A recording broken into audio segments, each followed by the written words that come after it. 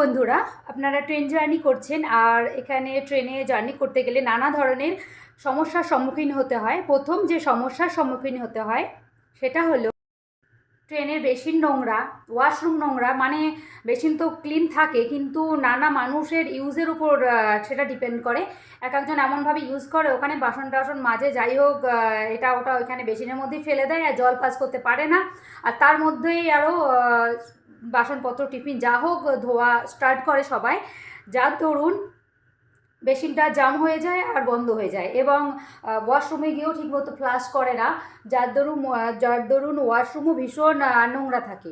তো এই সমস্যার সমাধান থেকে মুক্তি পেতে আপনারা যেটা করতে পারেন সেই জিনিসগুলো আমি এখানে সব বলে দেবো। এছাড়া আরও নানা রকমের সমস্যা আছে, সেই সমস্যাগুলোর মুক্তি পেতে কী করবেন সেটাও বলে দিচ্ছি। এছাড়াও নানা ধরনের প্রবলেম হলে আপনারা 139 যে রেলওয়ে ইনকোয়ারি নাম্বার সেটায় ফোন করতে পারেন এবং আপনার কোচ নাম্বার আর আপনার পিএনআর নাম্বারটা, সিট নাম্বারটা বললে আপনার প্রবলেম খুব তাড়াতাড়ি তারা সলভ করে দেবে। তো আমি আমার একটা যেটা এক্সপিরিয়েন্স হয়েছে, আমি থার্ড এসিতে ছিলাম আর বেসিনটা প্রচুর নোংরা হয়ে গেছিলো, খুব তাড়াতাড়ি নোংরা হয়ে গেছিলো। ওরা যদিও এসিতে খুব মানে তাড়াতাড়ি মাঝে মাঝে এসেই সব ক্লিন করে দিয়ে যায়, কিন্তু মানুষের মানে ইউজের উপর ডিপেন্ড করে না সব। তো ইউজ এমন ধরনের করেছে যার দরুন বেসিনটা মানে ক্লিন ছিল না। তো বেসিন পুরো জাম হয়ে গেছে, একদিকে যাওয়া যাচ্ছে না, সবাই তখন অন্য দিকে যাচ্ছে, একদিক বন্ধ থাকলে আর একদিকে যায়।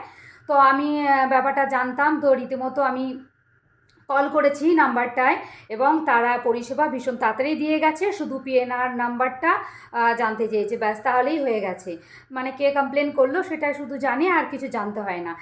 সেটার জন্য করার জন্য কম্পার্টমেন্টের যে আমরা থার্ড এসিতে ছিলাম, দরজার কাছে একটা কাগজ থাকে, এমন একটা বিজ্ঞপ্তির মতন দেওয়া থাকে যে কোনো কিছু প্রবলেমের জন্য এটা কোন কোন প্রবলেমের জন্য কোন কোন নাম্বারে ফোন করবেন, এইভাবে অনেক নাম্বার দেওয়া থাকে। এছাড়াও যেখানে ডোর থাকে, কম্পার্টমেন্টের ডোর থেকে সবাই ইন আউট করে, তো সেই ডোরের পাশেও একটা ওরকম বিজ্ঞপ্তি দিয়ে ওরকম ধরনের কাগজে এরকম লেখা থাকে। তো এটা আমি এসিতে লক্ষ্য করলাম, আশা করি হয়তো স্লিপারেও থাকতে পারে। আর স্লিপারে যদি থাকে আপনারা ওই নম্বরে কল করে যে কোনো সমস্যার সমাধান পেয়ে যাবেন। এছাড়াও যদি ওই নাম্বারে কল করে সমাধান না হয় তাহলে রেলওয়ে ইনকোয়ারির 139-এ ফোন করতে পারেন এবং সেখানে ফোন করে ট্রেনের নাম এবং বার্থ নাম্বার আর পিএনআর নাম্বার এগুলো আপনারা বললে আপনার ওখান থেকেও আপনার প্রবলেম তাড়াতাড়ি সলভ হয়ে যাবে।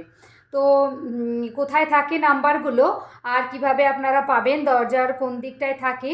তো এসিতে আমি এসিতে সাফার করেছি, তো এসিটা দেখিয়ে দিচ্ছি। স্লিপারে গেলে এরকম দেখলে সেটাও আমি স্লিপারে বলে দেবো।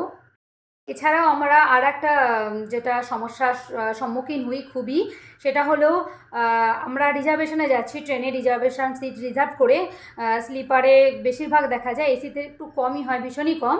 তো স্লিপারে কি হয়, আদার্স সব মানে প্যাসেঞ্জার উঠে স্লিপার একদম জাম করে দেয়, যেখানে বাথরুমে মানে যাওয়াও যায় না, এমন অবস্থার সম্মুখীন আমাদের হতে হয়। তো সেই সময় আমরা এই হেল্পলাইন নম্বরে অবশ্যই কল করতে পারবো। আর সেই নাম্বারে কল করে আমরা বলবো যে এইখানে আপনারা চেকার দিন আর এরকম প্রবলেম হচ্ছে, সেই প্রবলেমটা আপনারা সলভ করার ব্যবস্থা করুন। আমরা রিজার্ভেশন করে গিয়েও আমরা শান্তিতে যেতে পারছি না, যারা সিট নেই কিংবা একদমই চালু টিকিট কাছে জেনারেল গেটে সব এখানে উঠে ভিড় করে ফেলছে।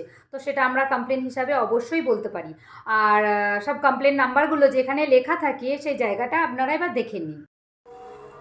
যাতায়াত করার সময় আমাদের কম্পার্টমেন্টে মেন গেট থাকে, মেন গেটে ওঠার সময় ওখানে সিং থাকে এবং এই যে ডাস্টবিন থাকে, তার উপরেও দরজার এদিকে আশেপাশে এরকম একটা অ্যাড মতন এরকম ধরনের কাগজে লেখা থাকে। এটা আমরা যাবার সময় যাবার ট্রেনের এটা তুলেছিলাম। আর যখন আসার সময় আবার ভেতরের দিকটায় ছিল, যেটা আমাদের কাচের একটা ডোর থাকে, যেটা ঠেলে গিয়ে তারপরে বেসিন পর্যন্ত কি ওয়াশরুম পর্যন্ত যেতে হয় সেইখানে।